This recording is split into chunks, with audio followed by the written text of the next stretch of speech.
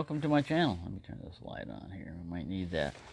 I was indirectly tagged by a video. And what I mean by indirectly tagged is Tobias was putting out a video about a knife, and he was talking about Ryder uses T10 as their carbon, which is roughly like 1095 carbon steel, and it can be Rockwelled up to like 62 or something like that, and he said he doesn't know what the Rockwell hardness is on this. This is a Rough Rider classic carbon. I put my own little bluing on there and everything, but it's a carbon blade. That's one of the advantages of a carbon blade, is you can patina it. This one hasn't been touched, with that, so I just used some cold bluing type of stuff. I think it was birchwood Casey. Here's the model number, RR2127. Now, before we get into this, a word about hardness testing.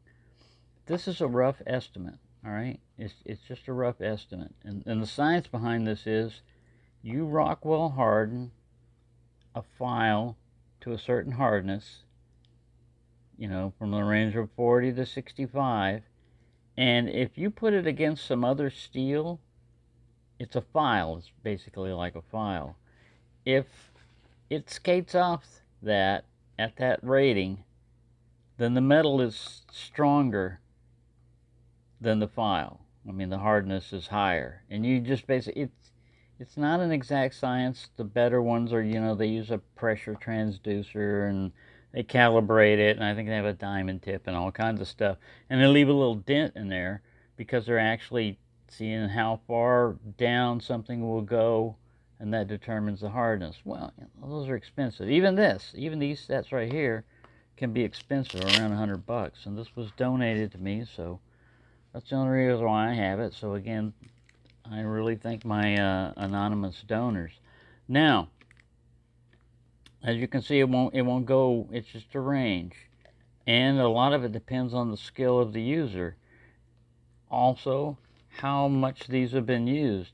A file is basically like a circular, or each edge is like a little knife blade, And the reason why you don't sharpen your files a lot is because they're usually at a pretty high Rockwell hardness. So when you see, like in Forged in Fire, when they're testing to see if they got their blade hardened, they just use a regular file and they go through, and if it skates across, then they've got a hardened blade. But if the file digs in and takes out some metal or something, then your blade's not completely hardened. Now with this one, you could start from the beginning and work your way through. I suspect it's somewhere between 50 and 65, and my guess would be in between 55 and 60. I'd say this just random. I don't know. Just from sharpening the stuff and everything else, I just think that it's harder than 55, but it's less than 65. And again, this is not exact science. And for those people who, when are you ever going to get around to doing the hardness testing? 3 minutes and 48 seconds, according to my thing here, is when I really get into it. All right, bam. So let's verify what we got here. A 55. And what I like to do, because I sharpen it a lot of times, I know I'm going with the real metal and everything. A lot of times I'll do it on the blade itself, but you can do it really anywhere on where you want to test.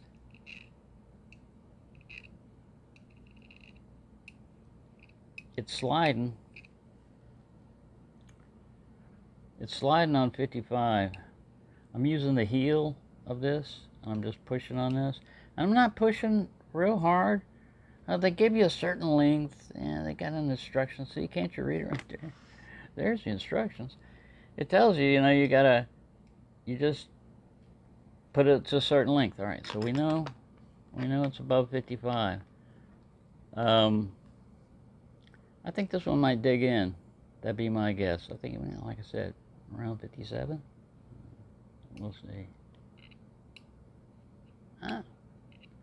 Still slide.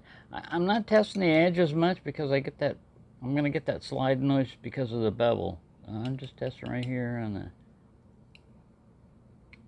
yeah, there's a little, I got a little dig in there.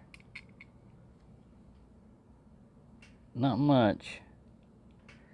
I look at the steel too.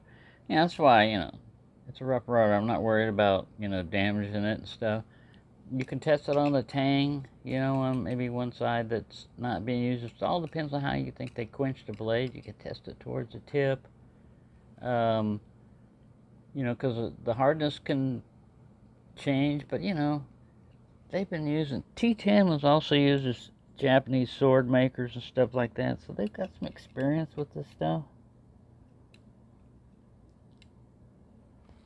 Alright, so let's go to 65 just to make sure. Hey, hold still, you.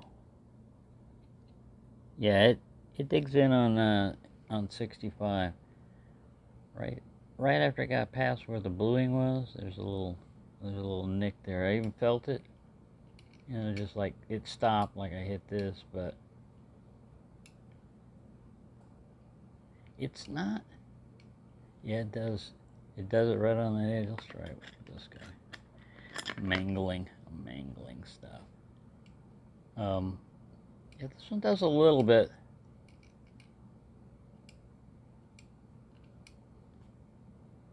And it might be just because it's hitting a part that's already been scratched. You're scratching your blade up. Yeah, I am. I know. I really like this one too. It's the worn clip trapper, full size. So let's try this blade here, the spay blade.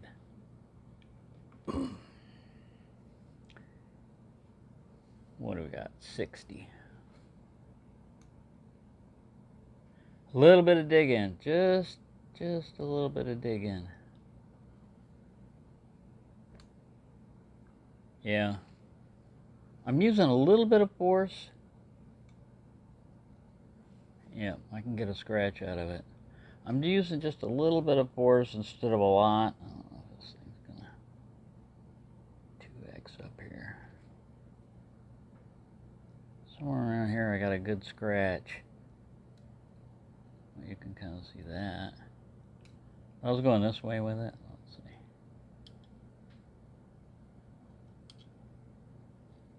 Yeah. See? You can see that it scratched it. And that's a 60. So if we go down to a 55 and it doesn't scratch it, then it's somewhere between 55 and 60.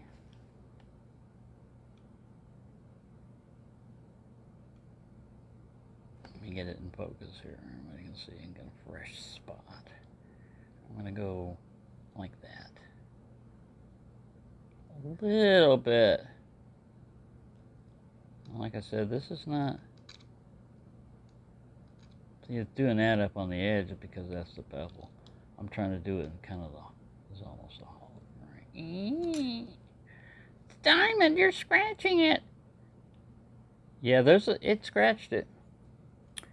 So according to that, it's lower than 55.